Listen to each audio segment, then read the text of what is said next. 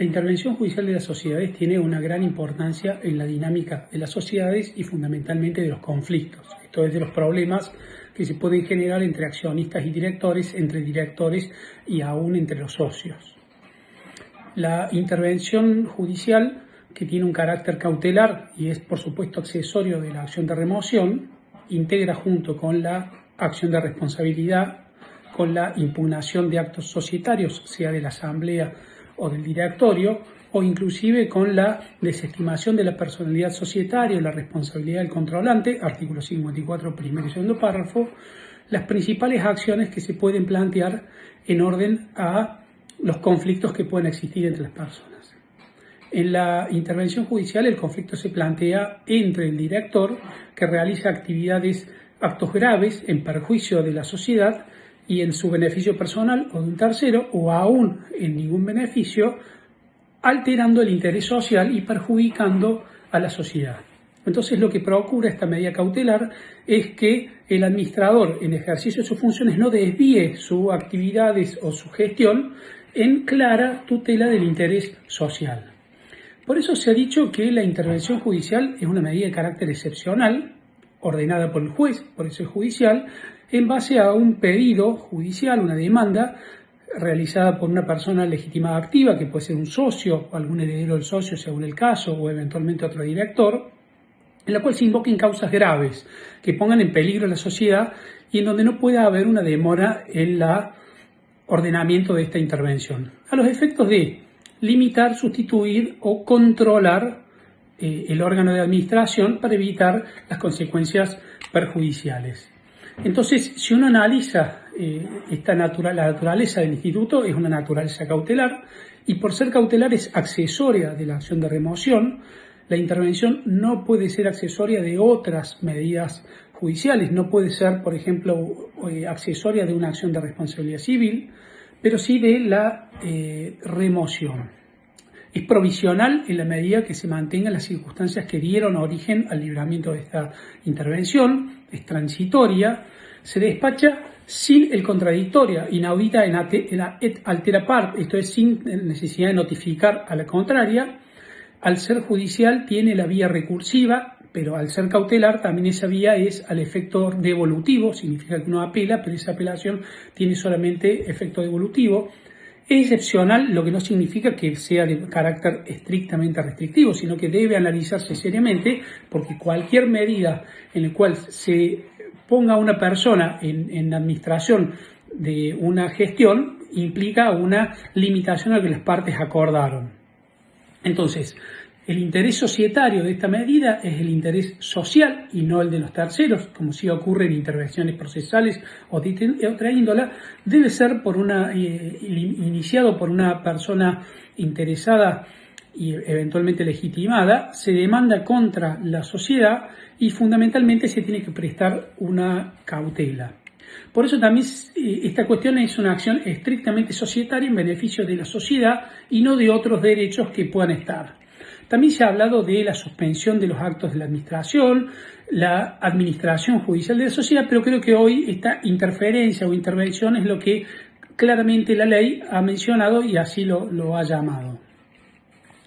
Es importante tener en cuenta que esto ya venía en algunos anteproyectos, pero la ley lo regula y en general la posibilidad de utilizar adecuadamente la norma tiene, si bien tiene algunas cuestiones procesales excesivas o que regula algunas cuestiones que no era necesario incorporarlas en una ley societaria, pero en general la valoración integral de la legítima o de la técnica legislativa ha permitido una adecuada utilización en ese sentido. Entonces, esto está regulado en los artículos 113 al 117 de la Ley de Sociedades, en donde se regulan las distintas cuestiones. Debe recordarse que en sus orígenes esto estaba regulado en el viejo Código Civil, en el artículo 1684, que establecía algún mecanismo para poder separar a los administradores de la sociedad civil hoy derogada.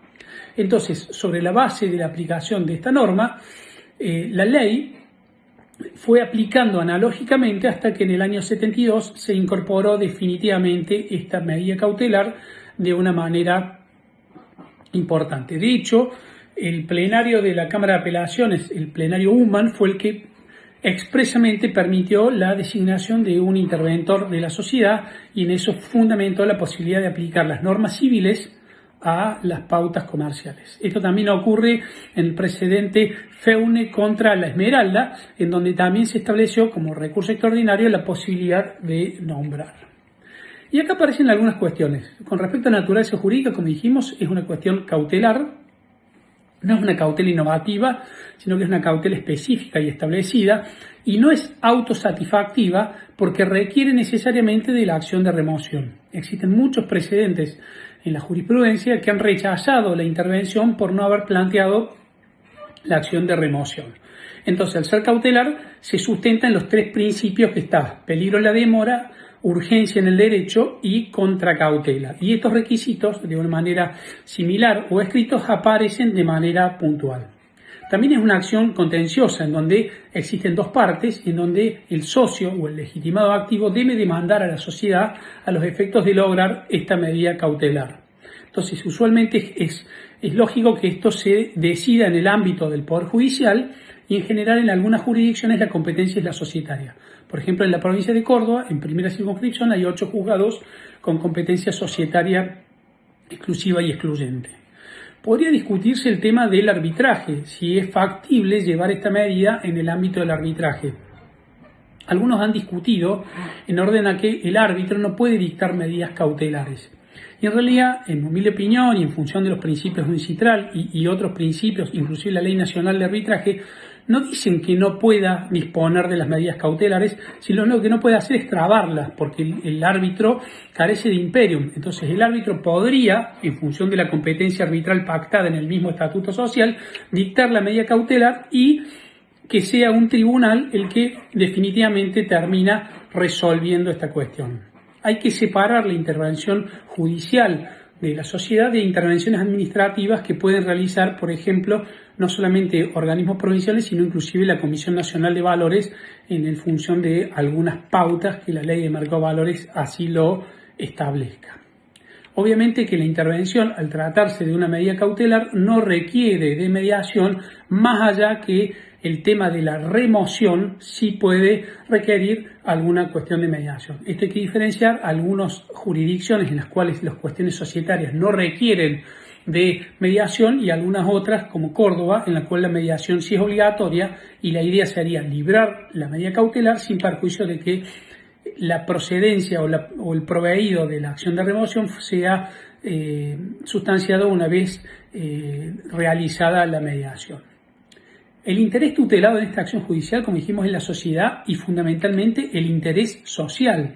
Esto es el interés colectivo de todos los socios, en los cuales lo que busca es evitar un perjuicio a la sociedad en orden a tener un perjuicio indirecto para los socios. Entonces, cuando se habla del interés social, se habla de un interés que surge del contrato social, un interés común de los socios y no de algún socio particular, no del controlante, no del controlado, en lo cual está la maximización de ganancias, generar valor a la empresa, la creación de valor, como dice la Ley de Mercado de Capitales, en la cual, digamos, prohíbe cualquier interés extrasocial extraño al objeto o a la causa social que pueda afectar el interés de los socios.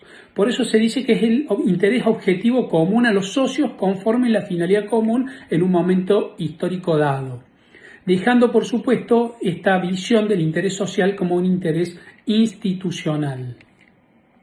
Entonces, ya hemos visto que el interés social no está solamente en la intervención, sino en un montón de otros supuestos como impugnaciones de asambleas, como decisiones en la mayoría, etcétera. El órgano natural de intervención es el órgano de administración. El director de una sociedad anónima, el administrador de una SAS, el gerente de una SRL o cualquier administrador de cualquier otra sociedad. Ahora bien, eso está establecido por la propia ley y al estar regulada esta cuestión en la parte general se aplica a todos los directores de todos los tipos societarios. Se ha planteado la posibilidad de la intervención judicial del síndico o del órgano de fiscalización privada. Esto es, pese a no estar mencionado en la ley, ¿puede ser intervenido este órgano? Recuerden que hay algunos tipos societarios, como los del 299, que tienen fiscalización estatal permanente, que imponen una sindicatura obligatoria. Y también el síndico es responsable por los actos que pueda realizar, en algunos casos de manera solidaria con el acto solidario. A nivel jurisprudencial ha habido jurisprudencia encontrada, pero me parece, y desde el punto de vista sencillo, que no habría ningún óbice para que, de la misma manera que se puede realizar la acción de intervención judicial de la sociedad, se pueda realizar una intervención del órgano de fiscalización. Entonces, en mi opinión, y en función de muchos argumentos que podrían sustentar esto, se podría permitir la intervención de la sociedad a esos efectos. Lo que me parece sería un despropósito es la intervención del órgano de gobierno, de los socios, porque son los mismos socios los cuales no deberían ser apartados, y además la forma de tomar decisiones a través de la asamblea, y los socios tienen los mecanismos contractuales o estatutarios para poder impedir esas cuestiones. Lo que quiero marcar es la clara diferencia entre la intervención societaria y la intervención procesal. En la intervención societaria lo que se busca es la tutela del interés social, que es accesoria de una acción de remoción que implica, la separación de los administradores y en claro beneficio de la sociedad, estando únicamente legitimados los socios y algunas otras personas íntimamente ligadas en la sociedad. En cambio, la intervención procesal es básicamente una medida cautelar genérica establecida en los códigos de procedimiento, que si bien puede tener algunos parecidos con las acciones societarias, tiene como diferencia que el interés tutelado es un crédito, o sea, yo interpongo una acción procesal a los efectos de intervenir la empresa, embargar una caja en un porcentaje que algunas legislaciones procesales establecen en el 20%. Entonces el interés tutelado en la intervención procesal es el acreedor, es un crédito en el cual yo demando a la sociedad como deudora y no como en orden de los perjuicios que puede tener la sociedad. Entonces esta acción tiene que tener un monto, tiene que tener una dinámica y aparecen algunas cuestiones que están vinculadas. De hecho, puede ser accesoria esta intervención procesal de cualquier acción, una ordinaria, facturas, cobro de cheques, acciones de responsabilidad, etcétera, y no necesariamente de una acción societaria tal cual se plantea. Ahora bien, más allá de esta diferencia, los códigos de procedimiento suelen tener pautas procesales que pueden ser útiles para que los interventores las ejecutan en orden a la pauta. Está claro que un interventor recaudador, básicamente la funcionalidad que tiene es la intervención de recaudar fondos y cumplir con una medida cautelar de embargo de fondos. En general tiene que ser también en orden a la competencia, porque la intervención procesal tramita en el lugar donde se lleva el juicio del conocimiento, el juicio de daño y perjuicios, la cobro de factura. En cambio, una intervención societaria solamente tiene competencia en los juzgados con competencias societarias. Más allá de eso, el interventor informante tiene algún grado de similitud con el interventor veedor, que es el que establece el 116 de la Ley de Sociedades, y puede permitir esa cuestión a los efectos de informar al juzgado de las distintas cuestiones que se pueden plantear en el devenir de la sociedad.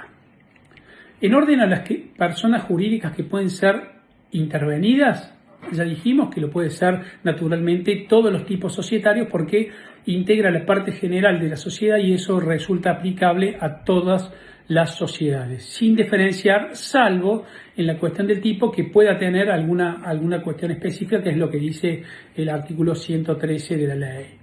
Ahora bien, en muchos casos, por analogía o por remisiones de la ley, por ejemplo, la ley de cooperativas remite, o la ley de SAS que remite a la ley general de sociedades o a la parte de anónimas en el caso de las cooperativas, podría establecer. Está claro que no puede intervenir una sociedad civil porque ya están derogadas y hoy no se puede constituir válidamente una sociedad civil, ergo no se podrían intervenir en los términos. En la ley de cooperativas, en la ley de las sociedades colectivas pueden ser intervenidas y la norma se encarga de regular o redactar la cuestión vinculada con la remoción e intervención. Y esta norma, el 129, resulta aplicable a todos los otros tipos societarios porque es la única regulación que tiene la ley de sociedades. Desde el punto de vista de la técnica legislativa, acá aparece un contrasentido, porque si bien la intervención es una medida cautelar, en la ley de sociedades no está regulada la acción de remoción, y en el único lugar donde está regulada la acción de remoción es en el artículo 129 solamente para un tipo personalista como es la sociedad colectiva, en la cual no tiene ninguna aplicación.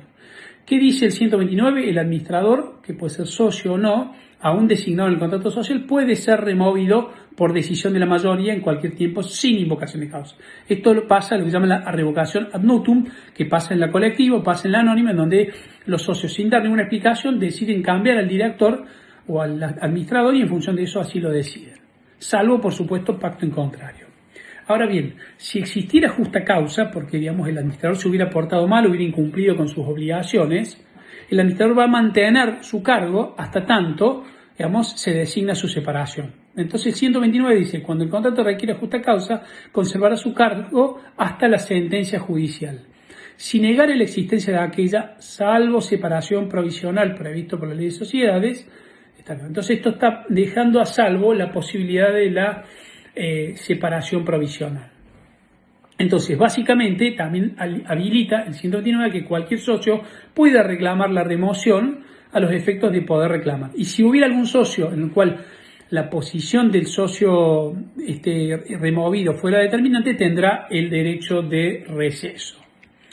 En otros tipos societarios no hay ningún inconveniente, por ejemplo en la sociedad en comandita por comandita simple. Recuerden que el comanditado es el socio que tiene la administración de la sociedad y el comanditario no. Entonces la duda era si un socio comanditario que no puede tener la administración podría establecer la acción de intervención. Y esto, iniciar la acción de intervención no es un acto de administración, sino de defensa de la sociedad, con lo cual en la comandita simple o aún en la comandita por acciones, cualquier socio estaría legitimado para poder demandar adecuadamente a la sociedad por remoción y eventualmente la intervención. Lo mismo en la capital con industria, lo mismo en la SRL, en cuando se puede demandar a la sociedad con responsabilidad limitada los efectos de limitar. En materia de sociedad anónima también y en materia de SAS, sociedad por acción simplificada, al remitir a la sociedad anónima también se puede resultar aplicado. Hay algunos supuestos en los cuales pueden ser discutidos la posibilidad de la intervención de la sociedad. La sociedad económica mixta, en donde el Estado, digamos, expresamente nombra un administrador, podría discutirse si esta persona podría ser intervenida. Recuerden que el presidente tiene que ser nombrado por el Estado y tiene el derecho de veto este presidente en un montón de decisiones, aún en la Asamblea, una cuestión de mala técnica legislativa. Lo mismo en las sociedades del Estado. Bueno, aún en estos tipos societarios, atento que la ley no distingue, se pueden intervenir y no hay ningún inconveniente a estos efectos. Hay algunos supuestos que son más problemáticos, como la llamada sociedad accidental, que en el nuevo Código Civil y Comercial se llama negocio en participación. Y en realidad, acá lo que dice es, en la ley anterior decía que se aplicaban las normas de la sociedad colectiva, entonces bajo el régimen anterior era entendible o aceptable que se pudieran intervenir, más allá que había muchas posiciones encontradas en este sentido. Ahora bien, en el negocio en participación y conforme la estructura actual, me parece que no puede ser sujeto de intervención y eventualmente podría tener una acción de rendición de cuentas o alguna otra acción, pero no una intervención, porque el socio gestor lo único que gestiona es un patrimonio propio. La sociedad en formación, que es una persona desde el momento de su constitución, puede ser intervenida y cualquier accionista, socio o cuotista que tenga esa parte va a poder plantear una acción de intervención en contra de los administradores que actúen en esa sociedad en formación. Recuerden que si esta sociedad en formación deja de ser en formación, se transforma en una sociedad irregular, o una sociedad informal o una sociedad de la sección cuarta, artículos 21 al 25. Entonces, se ha discutido si una sociedad irregular podría ser intervenida.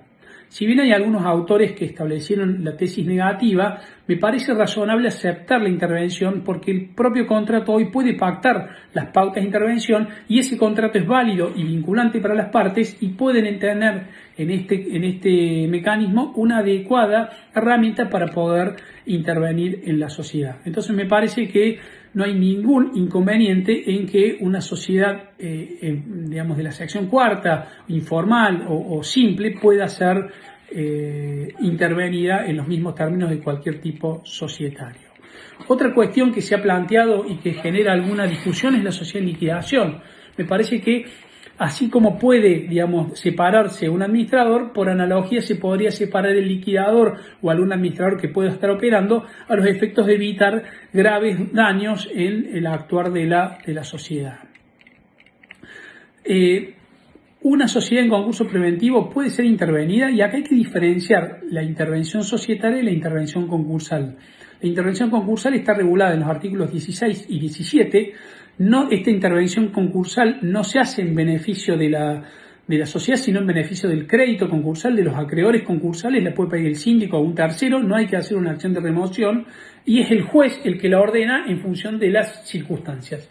Más allá que por alguna cuestión de analogía se establecen que puede haber un veedor, un coadministrador o un administrador con algunos alcances similares a los societarios. En cambio, en la intervención judicial societaria lo que se procura es la separación de los administradores de ese concurso preventivo. También se han planteado algunos supuestos tales como la cooperativa. No hay ningún inconveniente en que se intervengan más allá de la participación que pudiera realizar el INAES, el Instituto Nacional de Acción Cooperativa, en orden a esta situación. ¿Quiénes son los legitimados activos para poder pedir la intervención? Y naturalmente el socio. El socio tiene que acreditar su condición de socio al momento de la presentación. No se requiere un porcentaje mínimo, puede tener un 0,01 y con eso es suficiente para poder pedir la acción. En general, ¿cómo se puede probar? A través de informes societarios donde determinan que yo tengo, a través de la inscripción de las acciones en el libro accionista, que en el caso de las SAS pueden ser libros digitales y se pueden llevar en esa cuestión, o a través de cualquier otro mecanismo que estipule que al momento de el pedido de la acción se era socio. Me parece, en mi opinión, que el socio oculto o el socio aparente no tienen legitimación para pedir la intervención, atento que el ordenamiento reprocha evidentemente este tipo de acciones y genera un inconveniente a esos efectos. Obviamente se ha discutido que para ser interventor, obviamente se puede pedir en cualquier momento. El tema es si debe mantener esa condición de socio durante toda la cuestión del proceso. Si bien la ley no aclara nada, existe jurisprudencia de la Capital Federal que establece la necesidad que se mantenga durante todo el conflicto societario. Esto se ha planteado más para impugnación de asamblea que para intervención, con lo cual sugiero como idea que se mantenga la condición de socio a los efectos de evitar riesgos procesales. En unas acciones prendadas, el acreedor podría eventualmente, en algunos casos, poder incoar los derechos de voto y los derechos de intervención según el caso, entonces habrá que ver lo que se pacta y en principio no debería haber ningún inconveniente.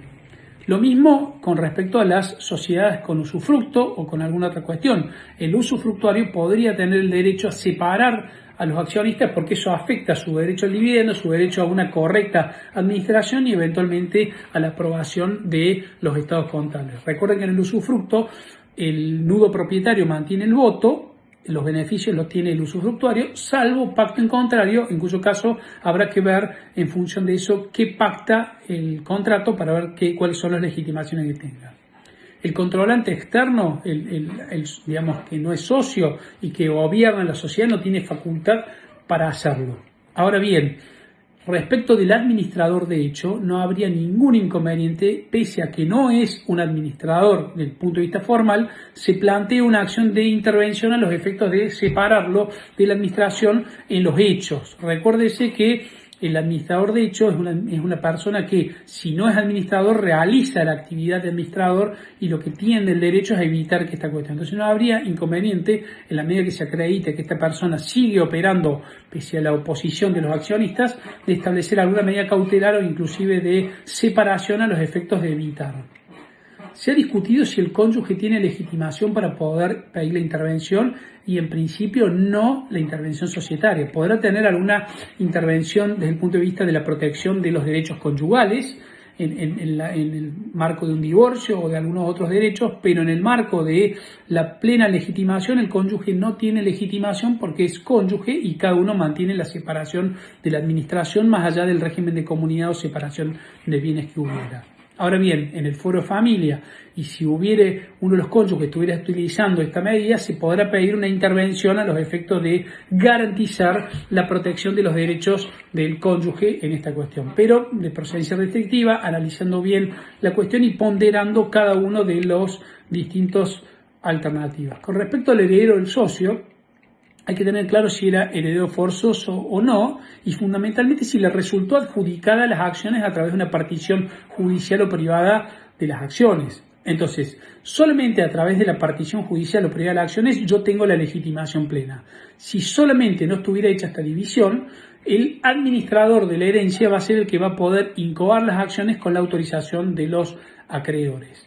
El que sí no podría incoar una intervención es el acreedor del socio, porque el acreedor del socio no tiene ningún interés societario en la ventaja, en la cuestión societaria, sino lo único que tiene es un interés económico. Entonces no podría haber una acción de subrogatoria judicial a los efectos de que el acreedor se subroga en esa situación.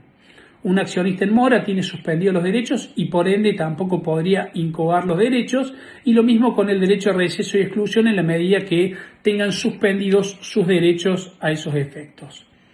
La autoridad contralor, el artículo 303, inciso 2, admite la intervención de la sociedad, pero me parece que en estos casos hay que tener muy en cuenta el interés, que no es necesariamente interés social, sino que es el interés público, en orden a las funciones que pueda tener la autoridad contralor para poder hacerlo.